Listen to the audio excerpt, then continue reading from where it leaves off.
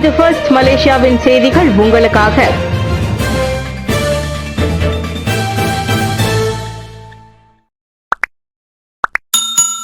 அரசாங்க ஒப்புதலுக்கு காத்திருக்கும் பத்துமலை மின் படிக்கட்டு திட்டம். தான் ஸ்ரீ நடராஜா. பத்துமலையில் திருத்தலத்தில் கட்ட திட்டமிடப்பட்டுள்ள மின் படிக்கட்டு திட்டம் குறித்து மக்கள் எங்களிடம் கேள்வி எழுப்புகிறார்கள். கட்ட நாங்கள் தயாராகத்தான் இருக்கிறோம். ஆனால் இன்னும் அரசாங்கத்தின் ஒப்புதல் கிடைக்கவில்லை. இதனால் இது இன்னமும் நிலுவையில் இருப்பதாக கூறியுள்ளார் தான் ஸ்ரீ நடராஜா. கடவுளை தேடி வரும் பக்தர்கள் மட்டும் இன்றி நாட்டிற்கே ஒரு சுற்றுலா அடையாளமாக விளங்கும் பத்துமலைக்கு வரும் சுற்றுப்பயணிகளுக்கும் தேவையான வசதிகளை செய்து தர எங்களை விடுங்கள் என நடராஜா கேட்டுக்கொண்டார்.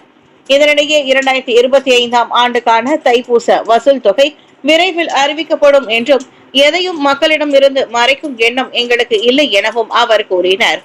பத்துமலை திருத்தலத்தில் நடைபெற்ற கந்தசஷ்டி கவச பாராயணம் நிகழ்ச்சிக்கு தலைமையேற்ற பின்னர் செய்தியாளர் சந்திப்பில் அவர் இத்தகவலை தெரிவித்தார்.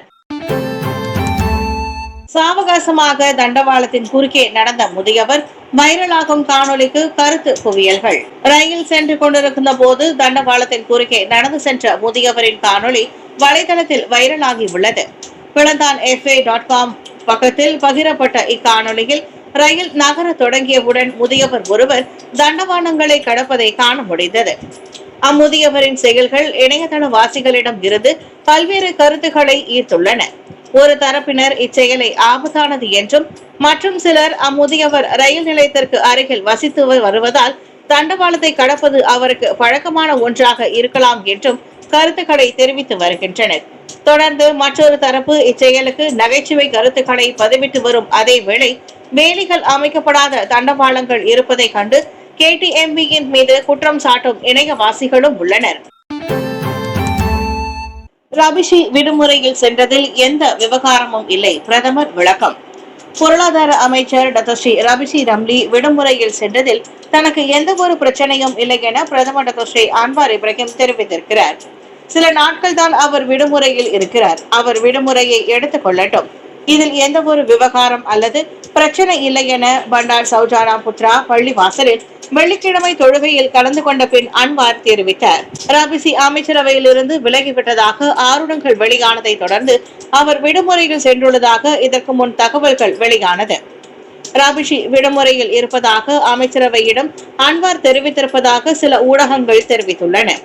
ஒருவர் விடுமுறையை எடுத்துக் கொள்வதற்கு அனுமதித்தால் கூட கேள்வி எழுப்ப வேண்டுமா என அன்வார் செய்தியாளர்களிடம் கேள்வி கேட்டார். எனக்கு கூட சில நாட்கள் விடுமுறை வேண்டும். நான் இன்னும் விடுமுறை எடுக்கவில்லை. ஆசியான் உச்சநிலை மாநாட்டிற்கு பின் சில நாட்கள் விடுமுறையை எடுத்துக்கொள்ள போவதாக அன்வார் கூறினார். உலக பத்திரிகை சுதந்திர குறியீட்டில் 19 இடங்கள் முன்னேறி 88வது இடத்தை பிடித்த மலேசியா. உலக பத்திரிகை சுதந்திர குறியீட்டில் மலேசியா 19 இடங்கள் முன்னேறி 88வது இடத்தை பிடித்துள்ளது. RSF எனப்படும் எல்லைகள் அற்ற செய்தியாளர்கள் அமைப்பு வெளியிட்ட அப்பட்டியலில் மலேசியா 56.09 புள்ளிகளை பெற்றுள்ளது. கடந்த ஆண்டு 34 இடங்கள் சரிந்து 107வது இடத்திற்கு பின்தள்ளப்பட்ட மலேசியாவுக்கு இது ஒரு நல்ல மீட்சியாகும்.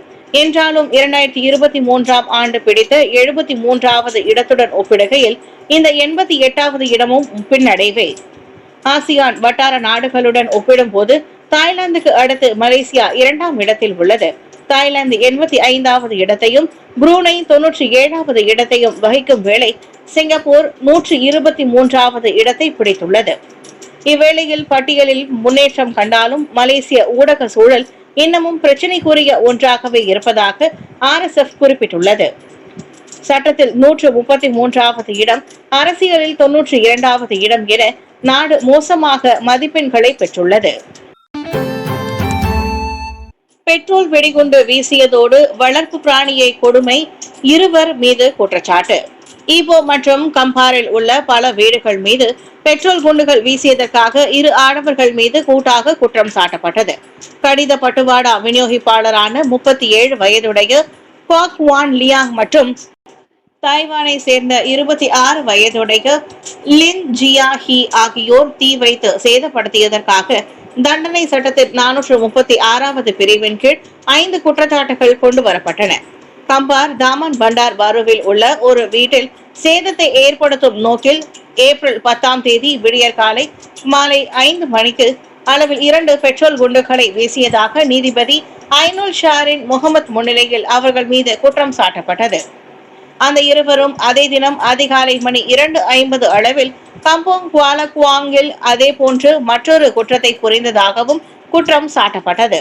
2015ஆம் ஆண்டின் பிராணிகள் சமூக நல சட்டத்தின் பிரிவு 29(1) இன் கீழ் 11 வயதுடைய சாக்லேட் நிறத்திலான ராட்வீலர் நாயை பனரோமா லம்பங்கான் பெடானாவில் தேவையில்லாமல் கொடுமைப்படுத்தியதாகவும் அவ்விருவர் மீது குற்றம் சாட்டப்பட்டது.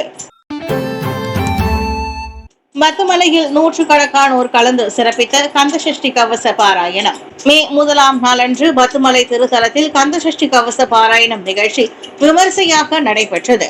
கோலாலம்பூர் ஸ்ரீ மகா மாரியம்மன் தேவஸ்தானத்தின் ஆதரவில் டத்தோ என் சிவகுமார் தலைமையிலான DSK குழுமமும் மலேசிய இந்து ஆலயங்கள் மற்றும் இந்து அமைப்புகளின் பேரவையான மஹிமாவும் அதனை இணைந்து நடத்தினர். 140 அடி முருகன் சிலை அடிவாரத்தில் காலை 8 மணிக்கு விநாயகர் வழிபாட்டோடு நிகழ்ச்சி தொடங்கியது. தமிழகத்திலிருந்து வந்திருந்த ஆன்மீக சொற்பொழிவாளர் விஜயகுமார் அருணகிரிநாதர் மற்றும் முருகன் கதைகளோடு கந்தசஷ்டி கவசத்தின் நன்மைகள் பற்றியும் பேசினார்.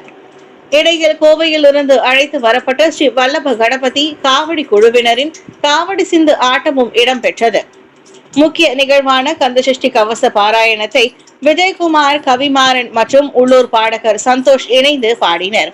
இவ்வேளையில் முதன்முறையாக நடைபெறும் இந்நிகழ்ச்சிக்கு பேராதரவு கிடைத்திருப்பதால் அடுத்த ஆண்டு இதைவிட சிறப்பாக நடத்தப்படும் என கோலாலம்பூர் ஸ்ரீ மகா மாரியம்மன் தேவஸ்தான தலைவர் தான் ஸ்ரீ ஆர் நடராஜா கூறினார். மருந்துகளின் விலையை காட்சிப்படுத்தும் அமலாக்கம். 3 மாதங்களுக்கு அபராதம் விதிக்கப்படாது.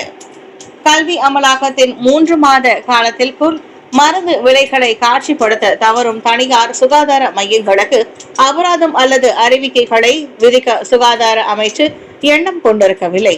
மாறாக மருந்து விலை காட்சிப்படுத்துதலுக்கான 2025ஆம் ஆண்டு விலை கட்டுப்பாடு மற்றும் லாப எதிர்ப்பு உத்தரவு அனைத்து தரப்பினரும் உத்தரவு குறித்து தெளிவாக இருப்பதற்காக கல்வி அமலாக்கத்தில் அதிக கவனம் செலுத்தும் என்று மருந்தக சேவை பிரிவின் சுகாதார துணை தலைமை இயக்குனர் டாக்டர் அஸ்வானா ரம்லி தெரிவித்தார்.